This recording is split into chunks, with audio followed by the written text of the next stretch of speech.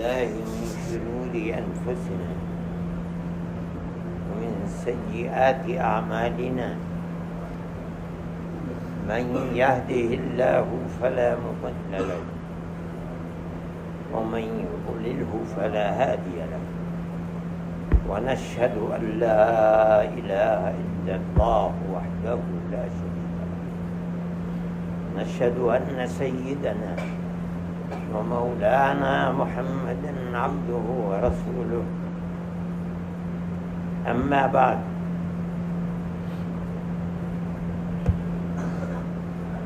میرے بھائی، رمضان اپنی اوڑ کو پہنچ رہا ہے. رمضان آ رہا ہے، آ رہا ہے، آ رہا ہے، آ گیا. اور اب یہ ہے کہ رمضان جا رہا ہے، جا رہا ہے، جا رہا ہے. دنیا کی کسی چیز کو بقا نہیں ہے. ایسی چیز، ایسی ذات جو ہمیشہ سے ہے اور ہمیشہ رہنے والی ہے، وہ صرف اللہ کی ایک ذات ہے. ورنہ ساری دنیا آتی ہے، شور مچتا ہے،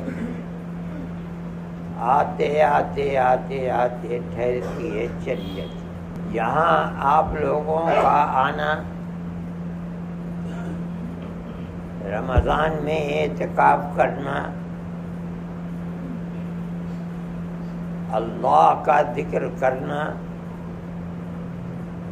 یہ سب رمضان کی برکات، اللہ کی عنایات اور خدا کی بے حد و حساب رحمتوں میں سے حصہ حاصل کرنے کے لیے. اس لیے کہ اللہ کی رحمتیں برستی ہیں رمضان میں. بندے ان رحمتوں سے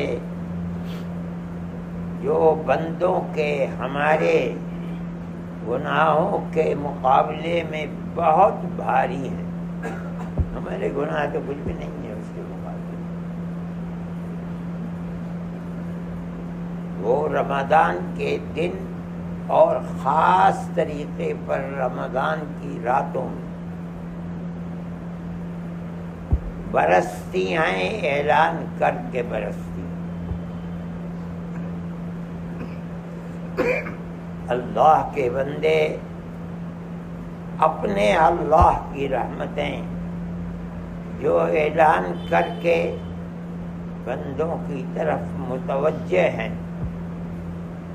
ان سے حاصل کرنے کے لیے پوری پوری رات جاگتے ہیں، دنوں میں بھوکے رہتے ہیں، پیاسے رہتے ہیں. کوئی اور مقصد نہیں رہتا علاوہ اس کے کہ اللہ کی رحمت سے کچھ حصہ مل جائے. یہی مقصد ہوتا ہے. اسی لیے آ کر آپ حضرات ذکر کرتے ہیں. اتنا خدا توفیق دیتا ہے.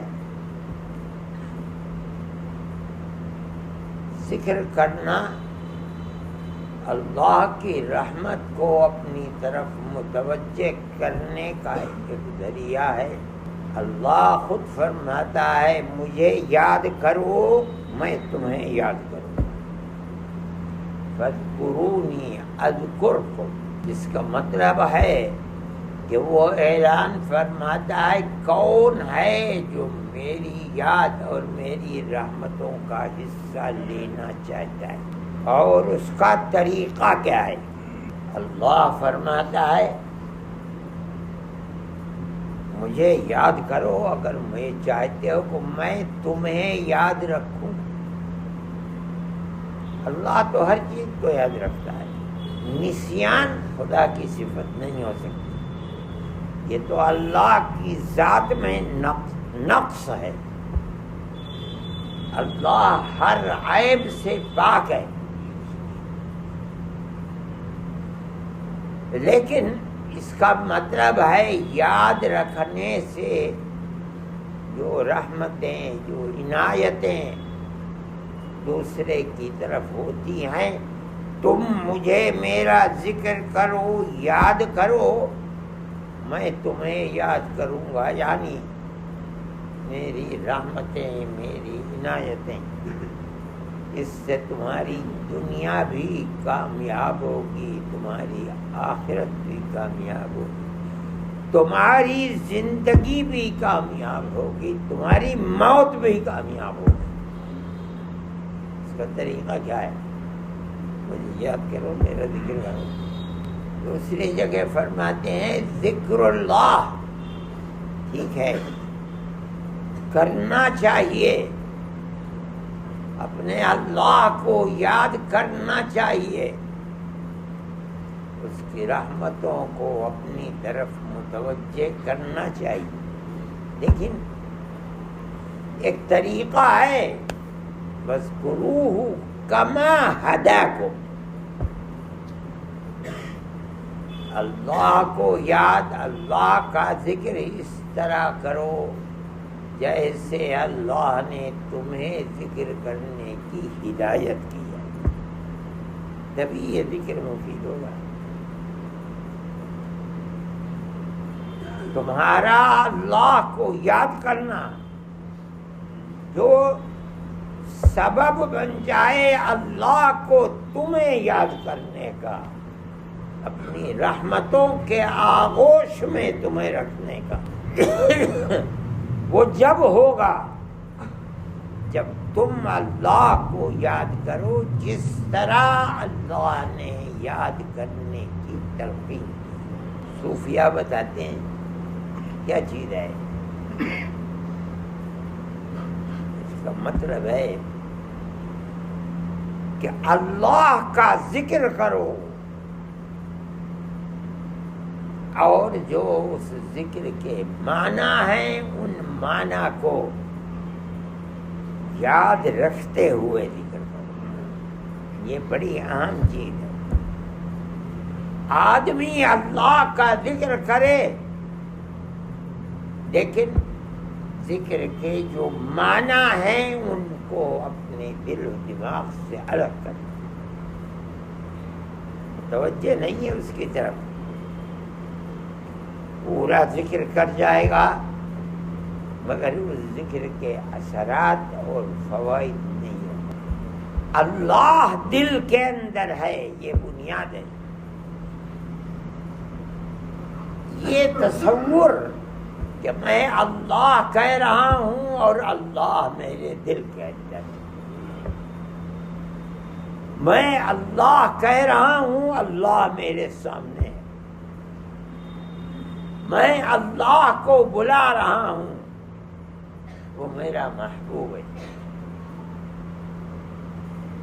اگر ذکر اللہ اس دل جمعی کے ساتھ ہے کہ دل اور دماغ اس کے معنی کو اپنے اندر سمیٹے ہوئے کہہ رہا ہے اللہ، صرف زبان سے نہیں، زبان سے اللہ کہہ رہا ہے اور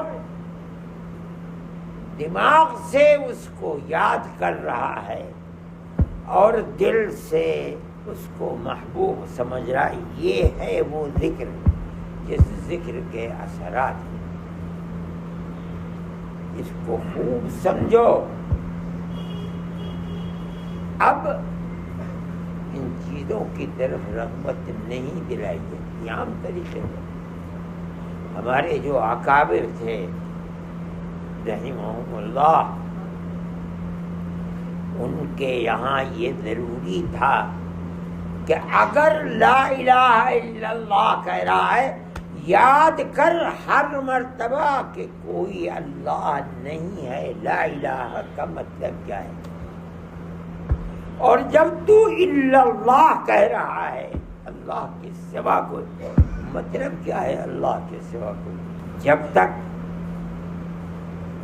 اللہ کے ذکر کے جو الفاظ ہیں ان کے اندر جو معانی ہیں، ذکر کرنے والے کا دل، دماغ، زبان ایک ساتھ ذکر میں مشغول نہیں ہے، ذکر کا فائدہ بھی نہیں ہے۔ خوب سمجھنا چاہیے، دل و دماغ میں پیوست کرنا چاہیے۔ ہر کلمہ ذکر کے اندر جو معنی ہے، ہر مرتبہ ذکر کرتے ہوئے ان معنی کو حاضر رکھنے چاہیے۔ یہ بنیاد ہے۔ ذکر کرنے والے لوگ پہلے اسی طرح ذکر کرتے تھے۔ جب ذکر کرتے تھے چہرے کا رنگ بدل جاتا تھا۔ ہم نے دیکھا حضرت رحمۃ اللہ علیہ، ایسا لگتا تھا جیسے آنکھیں پھول گئی، حالت بدل جاتی۔ اب ذکر کرنے والوں کی توجہ اس طرح کی، افضل الذکر لا الہ الا اللہ، سب سے بہترین ذکر افضل۔ میں مدینہ منورہ میں اب نہیں دیکھتا ہوں، پہلے جایا کرتا تھا تو میں دیکھتا تھا، ایک شنقیطی، شناقطہ کہتے ہیں، افریقہ کے اندر ایک ملک ہے، وہاں کے رہنے والے لوگ مدینہ منورہ میں بہت رہتے ہیں۔ ایک شخص تھا، ان کا پہناوا بھی عجیب طرح کا ہے، صبح سے شام تک، شام سے صبح تک، جس وقت بھی دیکھو لا الہ الا اللہ، لا الہ الا اللہ، لا الہ۔ علاوہ اس کے اگر روضہ اطہر پر بھی جا رہا ہے تو وہاں بھی یہی کہہ رہا ہے، ہر وقت یاد رکھتا ہے اللہ کے سوا میرا کوئی نہیں۔ اللہ ہمارے اندر اس کی بڑی کمی، ذکر اللہ ہے۔ میں ایک بات کہتا ہوں، آپ دیکھیے اس کو، غور کیجئے۔ آپ نماز پڑھاتے ہیں، پوری سورہ فاتحہ امام ہونے کی حیثیت سے پڑھتے ہیں۔ الحمدللہ رب العالمین کیا معنی ہے؟ الرحمن الرحیم کیا کہنا چاہیے؟ مالک یوم الدین کیا ہے؟ چلیے آپ مقتدی ہیں، جہری نماز کے اندر وہ ایک ایک آیت چھوٹی چھوٹی سورہ فاتحہ سنیے اور دل دماغ ان کی طرف لگی، تبھی تو اس کے فوائد ہوں۔ اور مان لیجئے سری نمازیں ہیں، امام کے نزدیک کچھ نہیں پڑھا جائے گا، سری نماز ہے۔ دوسرے حضرات کہتے ہیں نہیں، سری نماز کے اندر بھی پڑھ جائے گا، لیکن جو سری نماز ہے آہستہ امام پڑھ رہا ہے۔ جب روایت بیان کی تو حضرت ابو ہریرہ رضی اللہ تعالی عنہ کے شاگردوں نے کہا یا ابا ہریرہ نحن نکون وراء الامام، ہم تو امام کے پیچھے رہتے ہیں، کیسے پڑھیں؟ فرمایا اقرأ بها فی نفسی، نہ پڑھ زبان سے، اپنے دل میں پڑھ۔ کیا مطلب دل میں پڑھ؟ جتنی دیر وہ کھڑا ہو رہا ہے، پڑھ رہا ہے، کیا کہہ رہا ہے یہ تو تجھے معلوم ہے کیا کہہ رہا ہے۔ ارے بھائی سری نماز میں امام پڑھ کیا رہا ہے؟ کیا خاموش کھڑا ہے؟ سورہ فاتحہ پڑھ رہا ہے، اپنے دل کے اندر کیا پڑھ رہا ہے؟ مالک یوم الدین کہہ رہا ہے، ایاک نعبد و ایاک نستعین کہہ رہا ہے۔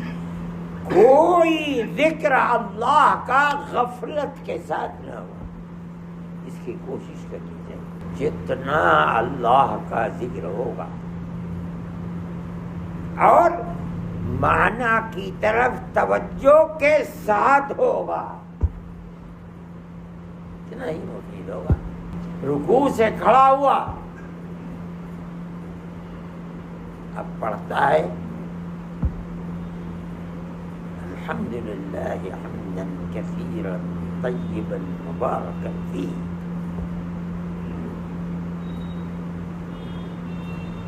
چلا گیا سجدے میں.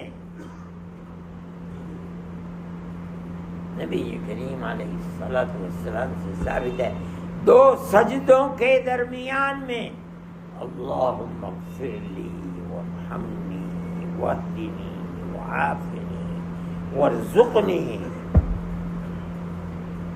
اے اللہ میری مغفرت فرما دے، مجھ پر رحم فرما دے، مجھے ہدایت عطا فرما دے، مجھے عفو و عافیت دنیا میں اور موت کے بعد بھی عطا فرمائیے، مجھے رزق بھی عطا فرمائیے، رزق حلال.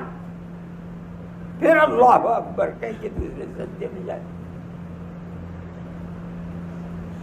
معنی کو سمجھ کر اللہ کے ذکر کا فائدہ جبھی ہے جب ذکر کرنے والا جو زبان سے نکال رہا ہے کہہ رہا ہے دل اور دماغ متوجہ ہے. اور اگر غفلت ہے تو یہ تو نہیں کہا جا سکتا کہ بھئی کوئی فائدہ نہیں، مگر جو فائدہ ہونا چاہیے وہ فائدہ ہو سکتا. اللہ کا نام تو کسی بھی طرح لیا جائے خیر سے خالی نہیں. لیکن جو آدمی اپنی زندگی کو خیر پر لگانا چاہتا ہے اور ذکر اللہ کا فائدہ حاصل کرنا چاہتا ہے، اس کے لیے ضروری ہے کہ جب چاہے اس بات و نفی کا ذکر ہے جس میں الا اللہ کہہ کے ثابت کیا جا رہا ہے اللہ کو، اور لا الہ اس کے سوا کوئی میرا اللہ نہیں ہے. ہر اللہ کی جو دوسرا ہو اس کی نفی کی جا رہی ہے. اگر اس کے معنی دل و دماغ کے اندر اللہ نے یہ ملکہ عطا فرما دیا کہ وہ محفوظ ہے تو بڑی خوش نصیبی ہے آدمی کی، اور وہ اپنے مقصد میں ایک ایک قدم کامیابی کی طرف بڑھ رہا ہے. اور چند راتیں ہیں اور چند دن ہیں، اس کی مشق کرنی چاہیے. ایک مرتبہ بھی زبان سے اللہ کا ذکر غفلت کے ساتھ نہیں نکلنا. ہر ذکر کا ہر کلمہ اپنی معنویت کے ساتھ ہونا چاہیے. جتنی کامیابی کسی خوش نصیب کو اس میں ملے اتنا ہی اپنے ذکر کے اندر کامیاب ہوگا اور اپنے مقصد کے حصول کے اندر اس کے لیے راستہ ہموار ہوگا. اس کی کوشش کیجیے. جو اللہ کا ذکر کرنے والے ہیں آئے ہیں ذکر کرتے ہیں، دن میں کرتے ہیں رات میں کرتے ہیں. رمضان کی ان مقدس اور مبارک ساعتوں میں اگر اللہ کی توفیق اور اس کی عنایت سے یہ ملکہ حاصل ہو گیا کہ ذکر اللہ کے ساتھ دل اور دماغ کا حضور کہ اللہ میرے سامنے میں کہہ کیا رہا ہوں، مقصد کیا ہے کہنے کا؟ اگر یہ ملکہ حاصل ہو گیا تو یہ مومن کے لیے بہت بڑی اللہ کی عنایت ہے اور کامیابی کی دلیل ہے۔ اللہ ان تھوڑے سے دن اور راتوں کے اندر ہمیں ذکر کے اعتبار سے کامیاب اور فائز المرام فرما دے، اور اس طرح ہماری دنیا اور آخرت کو اللہ آباد فرما دے۔ صلی اللہ تعالی۔ Thanks for watching. Don't forget to like, comment, share and subscribe to Al Wahid channel.